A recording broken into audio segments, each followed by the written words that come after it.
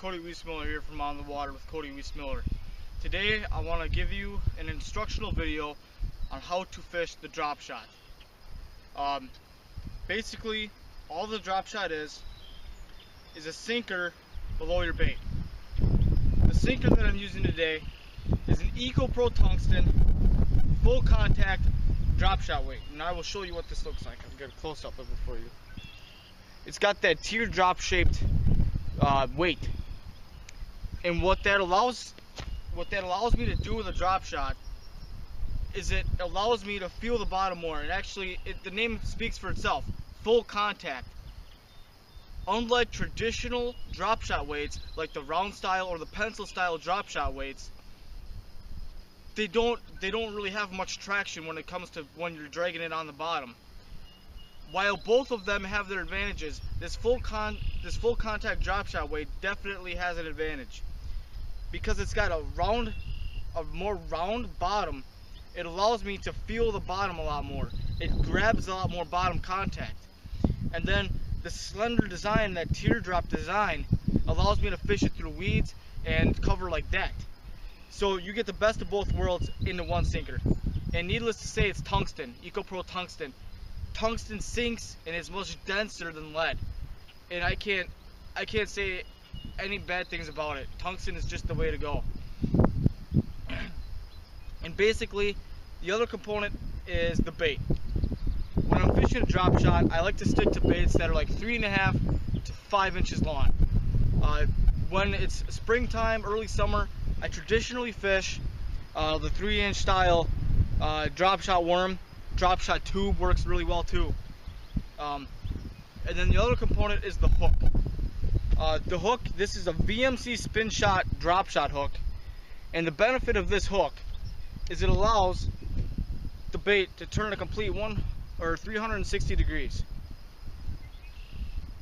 So it's impossible, it's virtually impossible for the fish to shake the hook, but what it really allows you to do is it eliminates line twists. That's the bottom line when it comes to that drop shot hook. So it's kind of an advanced setup. There are some other videos for like beginners where you're just tying the hook directly to your line. This is an advanced setup right here because I drop shot fish all the time, and this is just my way to go. Another thing that I use is braided line. This is 10-pound test Suffix 832 braided line, and then as my main line, and then for my leader, this is an 8-pound test Suffix Elite monofilament line. The reason why I use monofilament line is simple. I use the monofilament line because it floats, and because it floats and the braid floats, it's gonna keep this bait elevated in the water column. It's not gonna sink. That's the other thing too. When you're using drop shot worms, try to use floating style worms. If you use a bait that sinks, you're probably not going to get as many fish. So braid is my main line, and then I usually tie a double uni knot, attach my monofilament leader, and I fish it from there. The next thing is the rod. I like a 6'9" medium light extra fast action rod. This is a St. Croix Mojo Bass drop shot rod. Perfect drop shot rod all around. AccuFlex Rods makes a 6'9" medium light extra fast rod too. So you can go to AccuFlex.com, find out if you like some of their rods. And then this is just a Lew's laser speed spin reel. Lew's is a really good company. My club sponsors them, so that's why I use them. Same thing with St. Croix. So basically, I have a little bit of extra advantage there compared to a lot of other anglers. I have connections. So basically, when it comes to fishing the drop shot, what I like to do is just take a general cast. When I'm drop shot fishing, I try to focus more on cover, but most of the time, if I go to a bigger lake and I'm fishing deeper waters, I'm gonna fish kind of like blind cast, just kind of cast in a spot that I hope will hold fish. But in this situation, I like to parallel the shoreline, fish cover, like drag it over rocks, drag it through weeds. Basically, that's what I'm doing. I'm feeling my way through the cover. Basically, I cast it out there and I stop it. Missed a fish right there. Oh. Yep, must be a bluegill. Anyways, cast it out there, let it sink to the bottom, don't move it at all. Let it sink to the bottom, let your line go slack, And then basically all I do is I pick up my slack and I just start shaking that worm. I just start shaking that worm in place, and that just gives it a very enticing presentation in the water column. So again, I'll just cast it out there, let it sink, hit the bottom, watch my line go slack, just start shaking it.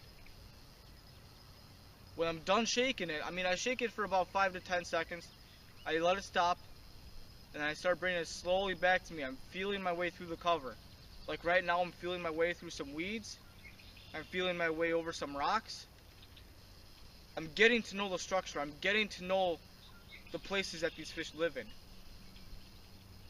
I'm just feeling my way through the cover. Every now and then I'll stop and I'll shake it again. You got to keep it enticing. It's a very finesse presentation.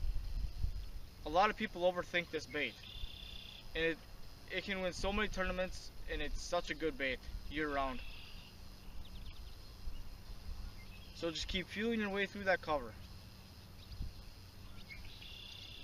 That's why braided line helps as your main line, because braided line is so sensitive and it's got such a thin diameter. You can cast it a mile, and you definitely have a lot more sensation when it comes to using braided line. Yeah, that actually is there's a little bass, a yearling from last year, dinking around on it. I'll take a couple more casts for you guys. Hopefully I can hook up here. In the meantime, go check out the rest of my YouTube channel. Go check out my Facebook page, On the Water with Cody Wiesmiller. There I'm going to be posting my vlogs. I want to keep in touch with my fans. I want to keep in touch with my sponsors. They want to know what I'm doing just as much as I want to know what you guys and they're doing. So I'm going to be doing like daily vlogs. Like every time I go fishing, I'll bring the camera along, and if I catch a good fish, I want to make sure I have it on film. Like my vlog from today, it's going to have some very interesting stuff in it, let me tell you.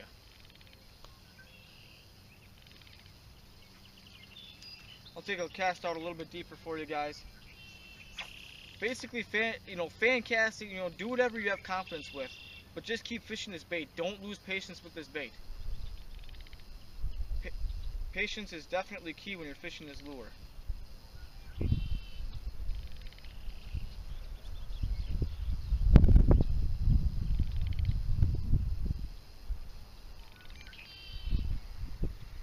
Every now and then I'll feel a bluegill on there, and a bluegill's like ding, ding, ding, ding.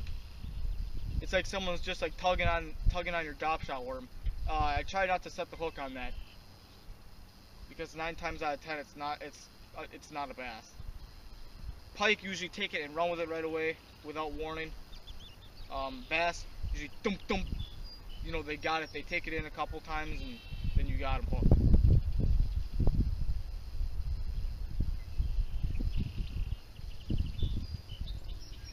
So guys, that's basically how I fish a drop shot. It's not a very advanced setup at all. It's very easy to fish, very easy to use, and I have a lot of confidence with it as an angler, and I hope you guys learn to use this rig and have the confidence to fish it like I do.